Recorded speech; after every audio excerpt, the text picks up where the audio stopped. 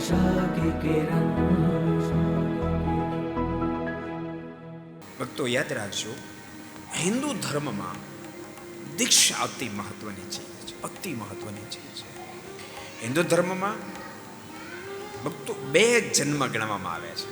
સમજવા પ્રયાસ કરશો. એક માત પિતાના માધ્યમથી, એક બોંદ સૃષ્ટિ દ્વારા, બીજી નાદ સૃષ્ટિ દ્વારા બે જન્મ ગણવામાં આવ્યા છે. માત પિતાના માધ્યમથી જન્મ થાય, બોંદ સૃષ્ટિ દ્વારા જન્મ કહેવામાં આવે છે.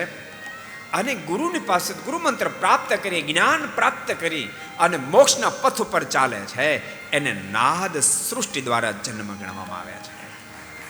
બોલતા નહીં, બોંદ સૃષ્ટિ દ્વારા તો હજારો લાખો કરોડો અબજો લોકો જન્મે છે ને મરે છે. જીવન સફળ થાય તો થાય, ન તો નિષ્ફળતામાં પ્રણવી જાય છે. પણ જેને નાદ સૃષ્ટિના માધ્યમથી પરમાત્માનો મંત્ર પ્રાપ્ત થયો, જ્ઞાન પ્રાપ્ત થાય છે અને મોક્ષના પથે ચાલે છે, એ તમામના જીવન ધન્ય ધન્ય ધન્ય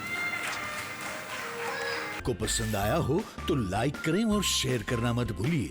सब्सक्राइब करें सरदार कथा चैनल को और बेल आइकॉन पर क्लिक करना मत भूलिए लेटेस्ट वीडियो सबसे पहले पाने के लिए.